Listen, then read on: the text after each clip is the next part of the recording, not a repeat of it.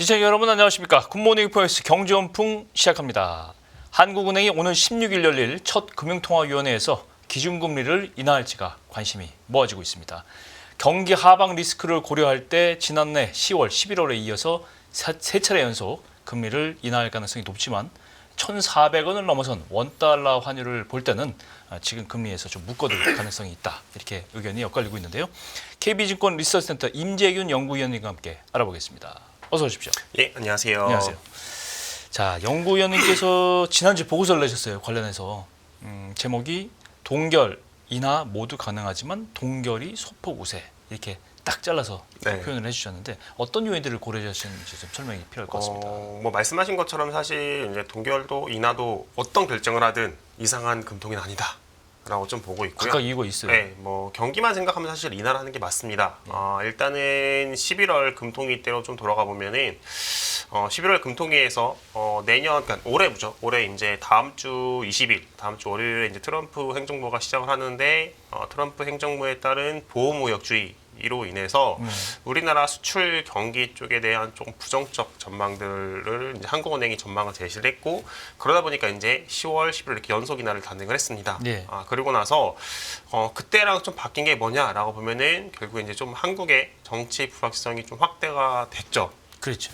뭐 대통령이 탄핵이 되고 대행까지 탄핵이 된 상황에서 이게 이제 좀 민간 소비 부분에 좀 위축을 견인할 수 있는 사례다라고 보시면 될 것 같고 실제로 이제 2016년 말과 2017년 초 사례를 보면은 그때도 이제 지금과 같은 좀 정치적 불확실성이 굉장히 높았던 당시죠.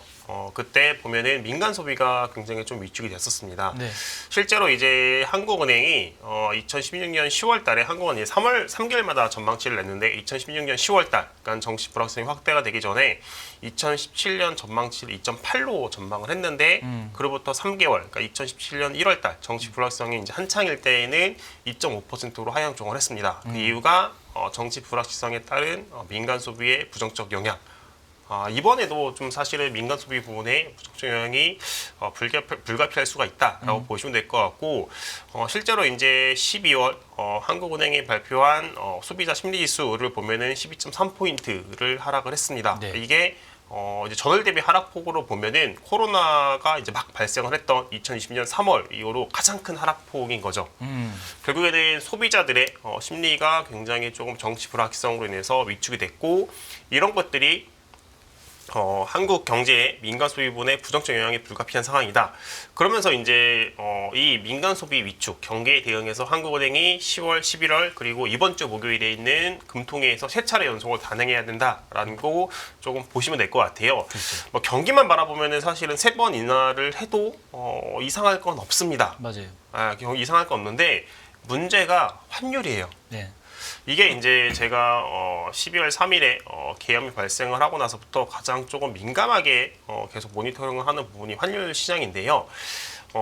딱 계엄 뉴스가 나오고 나서 제 기억으로는 1,403원 정도였어요. 1,403원이었던 환율이 그냥 쭉쭉쭉 상승을 합니다. 그렇죠. 장중에 1,445원 정도가 됐을 때 기재부가 이제 유동성 공급하겠다. 그리고 국회에서 계엄 해제안이 통과가 되면서 좀 내려가긴 했는데 그러고 나서도 이제 계속 환율이 상승을 했죠. 그렇죠. 지난주에 조금 안정화되는 것처럼 좀 보이던 환율이 이제 금요일 밤에 미국의 고용 지표가 굉장히 서프라이즈를 발표를 하면서 다시 1,475원 정도까지 튀어 올라왔습니다. 네.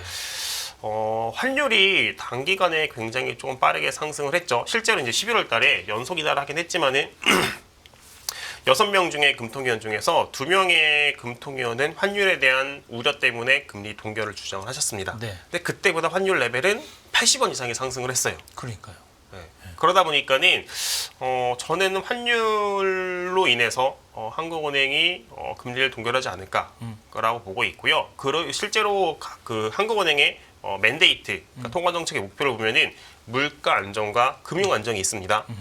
여기에 성장 부분은 없어요. 물론 이제 물가에 성장이 포함되어 있는 거긴 하지만은 네네. 직접적으로 성장은 없어요. 그렇죠. 대신에 환율은 금융 안정에 속하는 거죠. 그렇죠. 그렇기 때문에 저는 뭐 인하를 해도 사실은 뭐 이상한 금통위는 아니라고 보고 있지만은 인하보다는 조금 동결 쪽이 우세하지 않을까라고 저는 보고는 있습니다.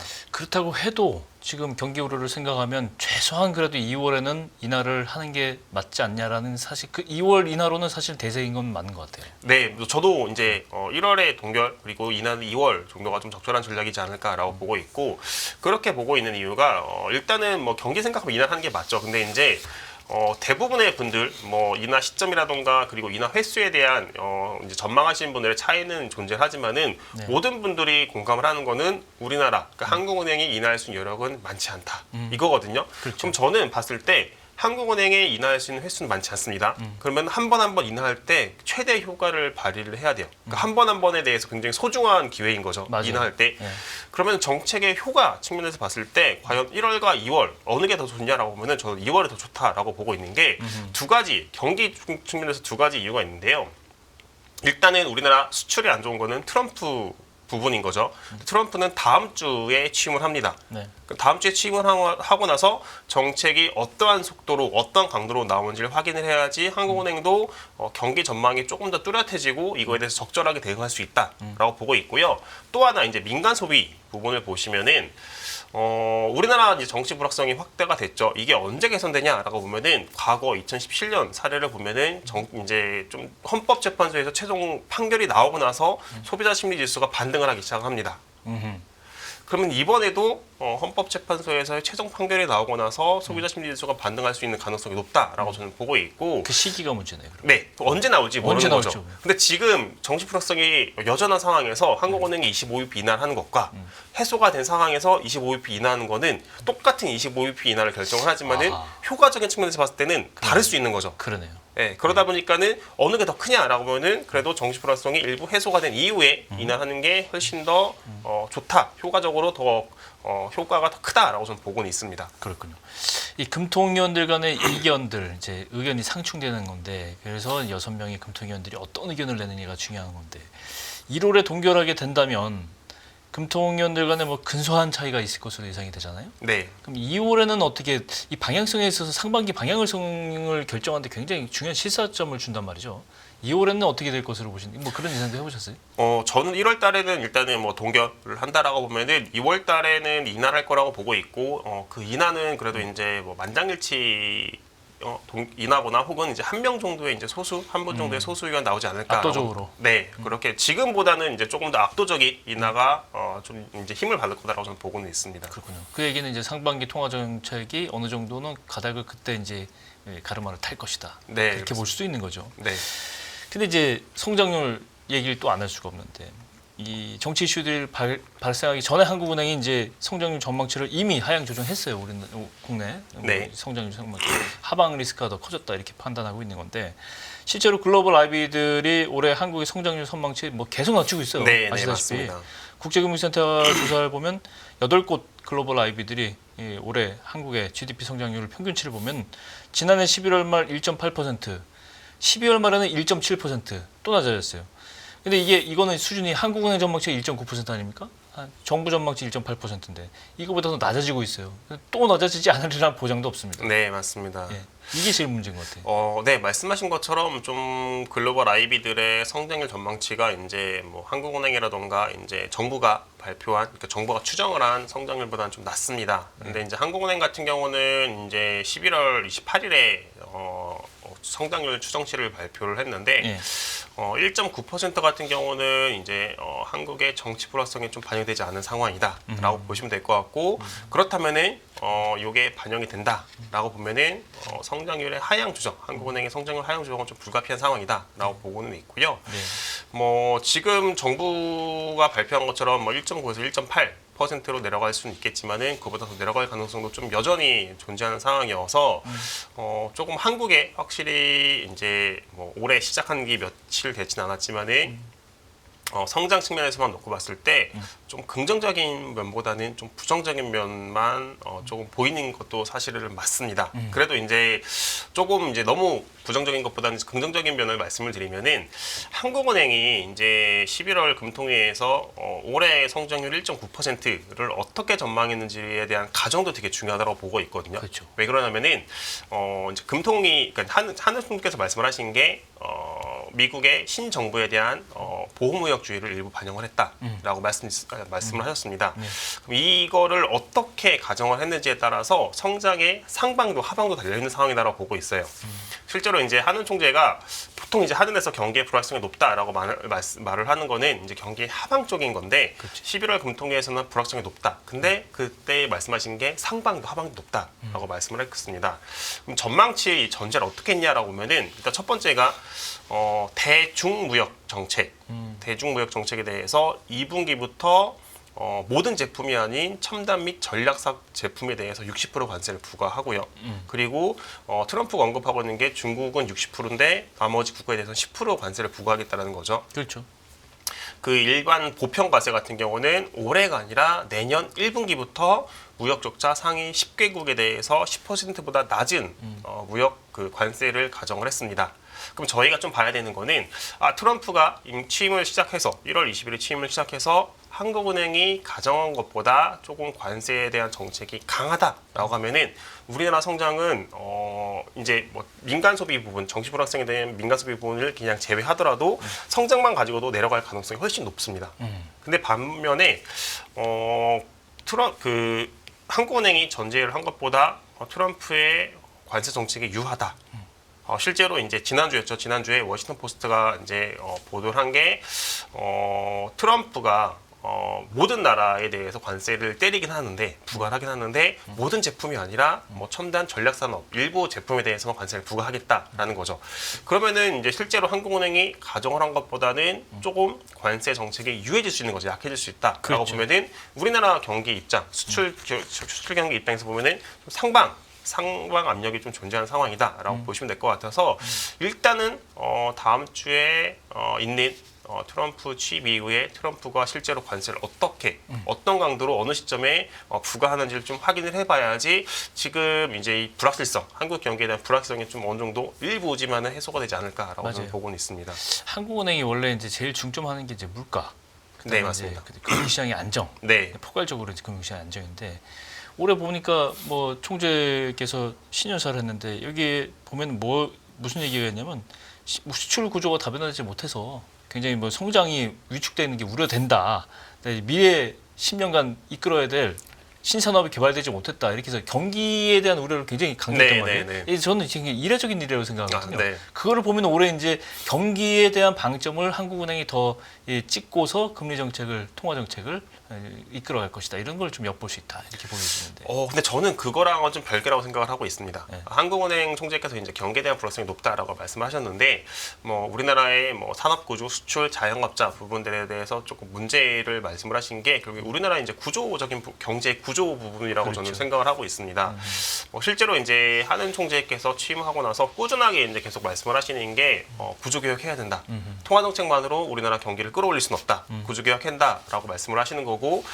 실제로 이제 작년 여름에 보면은 한국은행이 가계부채 증가를 이유를 들면서 금리를 동결했거든요. 네. 근데 그것도 사실은 저는 경제의 구조개혁의 부분이라고 보고 있습니다. 왜 그러냐면은 과거에 우리나라가 경기가 안 좋을 때 어떻게 경기 성장률을 끌어올렸냐라고 보면은 자 부동산 대출을 받아서 집을 사고 그러면은 부동산 경기가 살아나니까는 건설 투자가 계속 일어나면서 이런 것들이 우리나라 경기를 끌어올렸던 부분인데 이게 사실 건설 쪽을 보면은 생산성이 별로 없습니다. 네.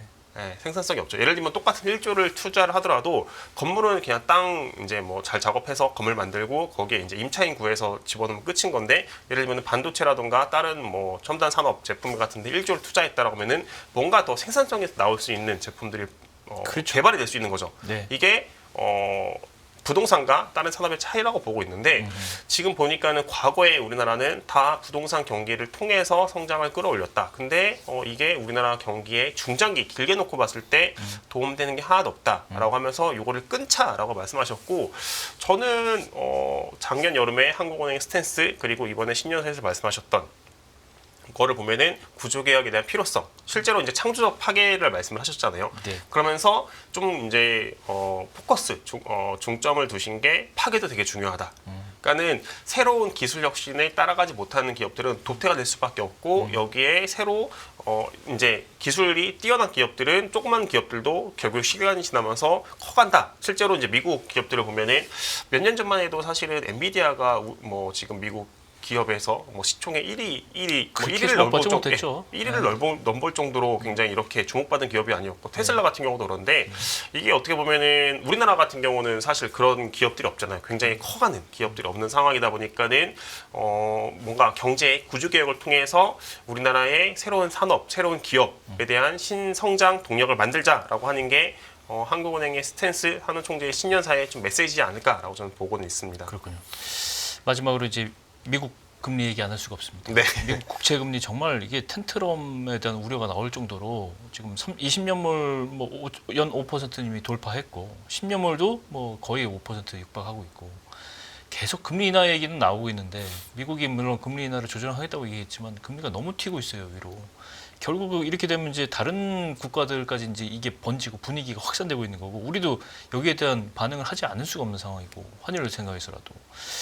특히 이제 수익률 높은 국채로 이제 자금이 미국채로 몰리면서 다른 시장들이 죽는단 말이에요. 네네. 이게 굉장히 구조적인 문제를 많이 가지고 있는데 마지막으로 이 전체적인 국채금리, 미국 국채금리 상승에 대한 어떤 그 영향이라든가 뭐 우리 시장에 미친 영향 어떻게 종합할 수 있습니까? 일단은 미국채 10년물 금리가 지난주 금요일에 4.8% 부분까지 상승을 했었는데 조금 이미 시장은 좀 반응을 하고 있죠. 뭐 주식이라던가 좀 위험자산 같은 경우는 금리가 상승을 하면서 좀 부정적 영향을 받고 있고 미국채 10년물 금리가 5%를 뚫고 올라가느냐 요게 좀 굉장히 다른 자산, 금융자산의 금융시장에서 봤을 때 굉장히 조금 주목할 만한 중요한 트리거다라고는 보고는 있는데 예. 저희는 뭐 계속 미국채 10년물 금리가 5% 이상에서 머물 가능성은 좀 낮다라고 보고 있습니다. 지금 당장에야 이제 연준의 노컷 가능성, 거기에 뭐 고용도 굉장히 강하고 물가도 높은 상황에서 트럼프의 취임, 관세 정책에 따른 물가 상승 압력이 있다 보니까는 시장 입장에서는 이제 올해 인하가 안 할 수 있겠구나 라고 생각을 하면서 금리가 좀 상승을 하는 모습인데 저희는 여전히 금리는 인하가 가능하다라고 보고는 있고요. 지금 경기, 그러니까 고용시장이 굉장히 뜨거운 요인 중에 한 개가 미국 기업들 입장에서 정치 불확실성이 그러니까 미국 11월 선거 전에 조금 굉장히 정책 때문에 좀 투자를 안 하다가 선거 불확실성이 끝난 이후에 확정이 되다 보니까는 투자가 재개가 되면서 조금 고용이 새롭게 창출이 되고 이런 것들이 물가를 끌어올리는 요인으로 보고 있습니다. 그래서 저희는 좀 이 부분이 지나고 나면은 좀 물가에 대한 우려, 경기에 대한 우려는 좀 완화가 될 수 있는 상황이다라고 보고는 있습니다. 그렇군요. 더 얘기를 하고 싶은데 시간이 다 됐습니다. 네. 네, KB증권 임재균 연구위원과 함께 국내외 금리 이슈들 살펴봤습니다. 오늘 말씀 고맙습니다. 네, 감사합니다.